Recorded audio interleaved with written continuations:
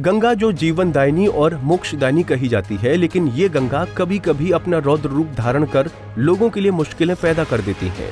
कुछ ऐसा ही नजारा गाजीपुर के मोहम्मदाबाद तहसील के शेरपुर गांव में देखने को मिल रहा है। यहाँ पर गंगा में आई बाढ़ ने सैकड़ों बीघा कृषि योग्य भूमि का कटान कर गंगा में समाहित कर दिया है, जिसको लेकर जिला प्रशासन के द्वारा निरीक्षण भी किया गया था और स्थानीय युवाओं के द्वारा सोशल मीडिया के द्वारा कैंपेन चलाकर शेरपुर गांव को बचाने की मुख्यमंत्री और प्रधानमंत्री से गुहार भी लगाया जा रहा है। वहीं जब इस गांव के युवाओं से बात की गई तो उन्होंने बताया कि 18 अगस्त 1942 को हमारे गांव के 8 लोगों ने शहादत देकर तिरंगा फहराया था और यदि ये सरकार हम लोगों की बातों को अनसुना करती है तो आने वाले दिनों में 8 नहीं बल्कि 108 लोग जल सत्याग्रह कर अपनी जान भी दे देंगे। ऐसा है कि हम लोगों का इतिहास बहुत ही स्वर्णिम रहा है। 15 अगस्त सन 1947 को हमारा देश आजाद हुआ था, लेकिन उससे पहले 18 अगस्त सन 1942 को हमारे ही गांव के 8 लोग मोहम्मदाबाद तहसील पर झंडा फहराने को लेकर शहीद हो गए थे।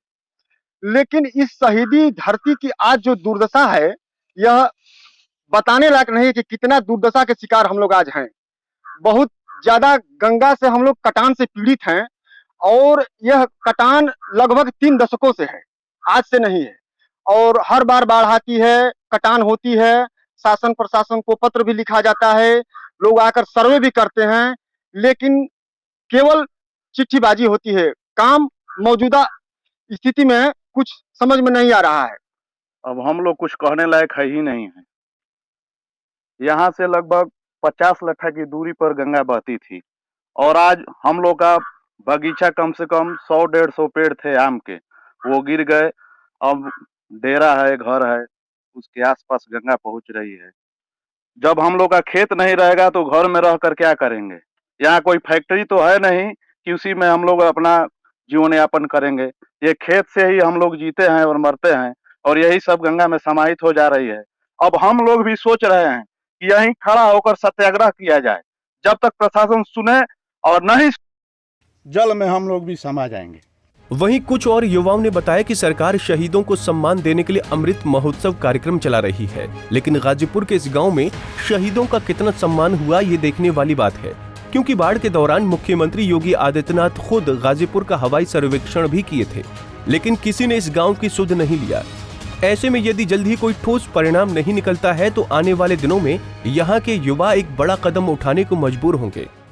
बात हम यही कहेंगे कि जिस चमन के लिए बागवा से लड़े, उस चमन पे अख्तियार हमारा नहीं। बात होती गुलों तक तो सह लेते हम, आज कांटों पे भी हक हमारा नहीं।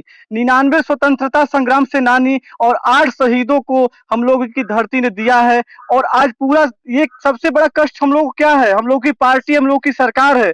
और उसके बाद पूरे देश में अमृत महोत्सव मना रही है सरकार, पूरे देश में सम्मान किया जा रहा है। और सबसे बड़ा विषय हम लोगों को कष्ट ये लगा कि मुख्यमंत्री जी आप जहां देख रहे हैं सामने, वही गंगा के उस पार गहमर में आते हैं और वहां से हम लोग की सुध लेने के लिए वहां से कोई भी हमारे यहाँ आता नहीं है। बहुत उस दिन हम लोग को पीड़ा हुई कि हम लोग की सरकार में हम हमारे शहीदों का ये अपमान ही एक तरह से कहा जाएगा। और ये कड़वा सच भी है, क्योंकि हम लोग इतनी बड़ी हम लोग की शहादत दी है हम लोग, और हम लोग की धरती पे यहाँ पे कोई पूछने नहीं आ रहा है।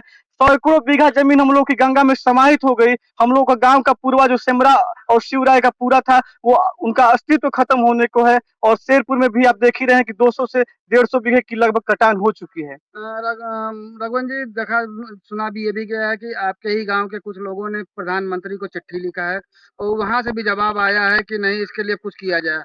क्या था ये? जी हाँ, हमारे गांव से बहुत सारे लोग प्रधानमंत्री जी को, मुख्यमंत्री जी को चिट्ठी भी लिख रहे हैं। ट्विटर पे भी कैंपेन चलाया जा रहा है, फेसबुक पे भी चलाया जा रहा है, सोशल मीडिया के माध्यम से, पत्रक के माध्यम से, या हम लोगों ने अभी में हाल में तिरंगा यात्रा के माध्यम से 18 अगस्त को एक संदेश देना चाहा है और वहां से पीएमओ के यहाँ से जवाब भी आया है।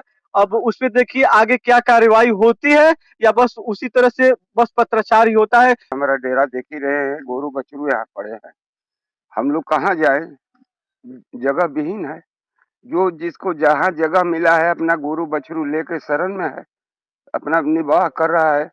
लेकिन ये जो सेमरा का जो ठोकर बना है शिवराय का पूरा वाला, जो हाथी पांव इधर में सरकार हम लोगों को बचाने के लिए बनाई, लेकिन हाथी पांव तो हम लोगों को पूरा बर्बाद कर दिया।